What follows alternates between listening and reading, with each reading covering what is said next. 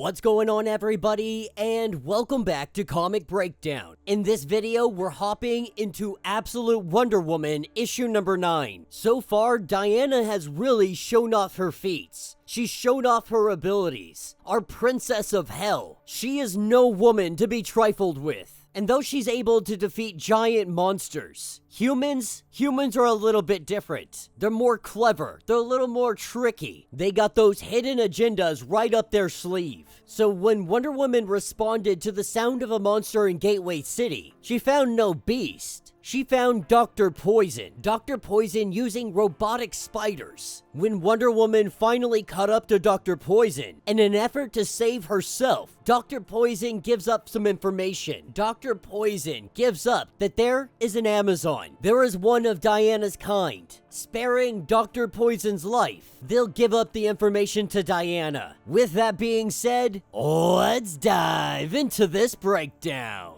Alright gang, so we're picking up with Diana having Dr. Poison over a ledge. And Diana's telling Dr. Poison, first things first, you're gonna turn off your monstrous spiders. No games, no BS. Turning off these spiders. Wonder Woman has to wonder, why is there poison gas in your suit unless you are poison? Now she's got to wonder, did the government do this to you? And being vague, Dr. Poison says not exactly, but they did give her this sound. And that makes Wonder Woman even more angry, because there is a difference between an ancient monster doing the only thing that it knows what to do versus clever humans harnessing dangerous weapons they simply don't understand, only to use them to purposely hurt other fellow citizens. In her mind, this is absolutely diabolical. This is where Wonder Woman tells Dr. Poison to call back all of your spiders. And now you're gonna tell me how you know of an Amazon. And Wonder Woman promises, I'm not gonna hurt you. You will go unharmed. But if you do hurt more people, I definitely will come for you. This is where Dr. Poison gives up the information. Where Dr. Poison works. In the lowest levels, there is an ancient maze. And in this maze, there are all kinds of things trapped inside. Some of them, they were already inside. They were waiting to be discovered. But other things, they put there themselves. A mixture of humans and creatures alike.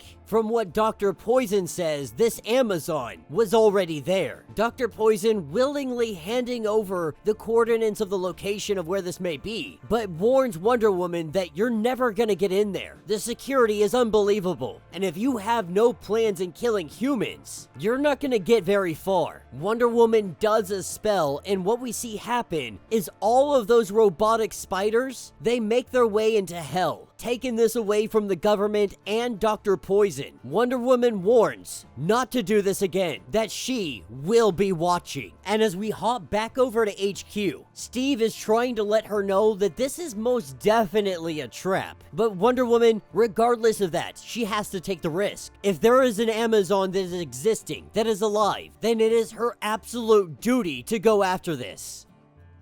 This is what takes us to a little bit later. Wonder Woman grabs a vase, and while she does this, they talk about the head that is mounted above the fireplace. It's a creature known as a man-eater, a monster that has 3 heads, that when slain, one head must be mounted in a place of honor in the home of its killer, kind of to remind you of the significance of its death, but also because it will reform twice. It will do this from the mounted head. She will have a choice of killing it or letting it go. But with it being a man-eater, there's no way she could let it go into the city. And so she'll have to kill it again. She would have to kill it even a 3rd time. Kill it for every head that this monster has. Many meaning 3. And if she doesn't do this, if she doesn't hang up the head, if she doesn't mount it in her home, it is a stain upon her name. It comes with the knowledge that she does not honor bargains or respect customs that are not her own, that she will kill without mercy and deny honor to those that she faces. It is unknown if this thing will actually ever reform. It could just be myth. It could just be legend. But in Wonder Woman's experience, that's never the case. With Wonder Woman taking a vase off the shelf,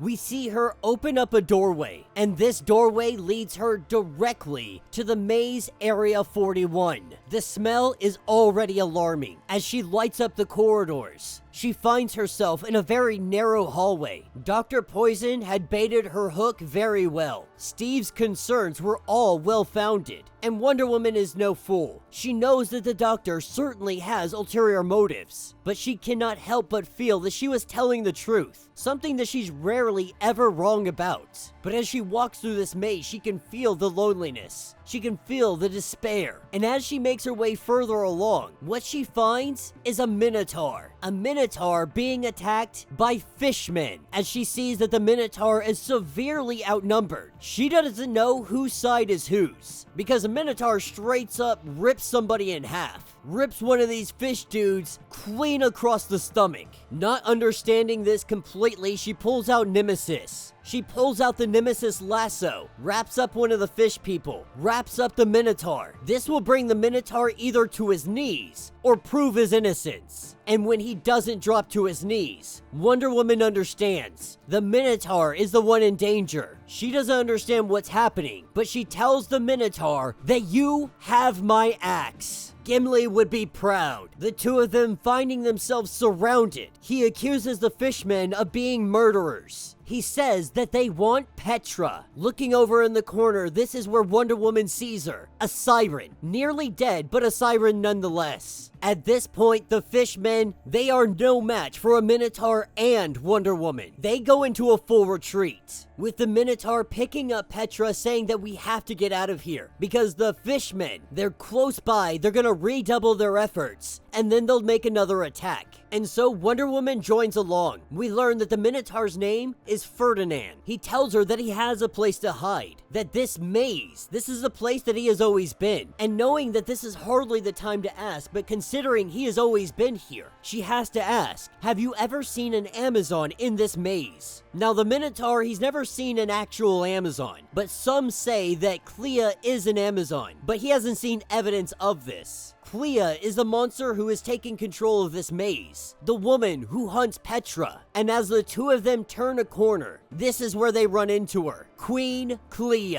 threatening to kill Ferdinand. Wonder Woman looks at Clea, and she knows full well that this is no Amazon. That is where this issue will end. Let me know what you guys think down in the comments. Now, you guys know there's no question about it. I love a good Wonder Woman story that focuses around the mythology of the gods. Like, that is Wonder Woman's bread and butter. Whether it be Nordic, whether it be Greek, it doesn't matter the gods. Whether she's sitting there talking to Odin or Zeus, Wonder Woman's stories do the best when they encapsulate her in that mythology.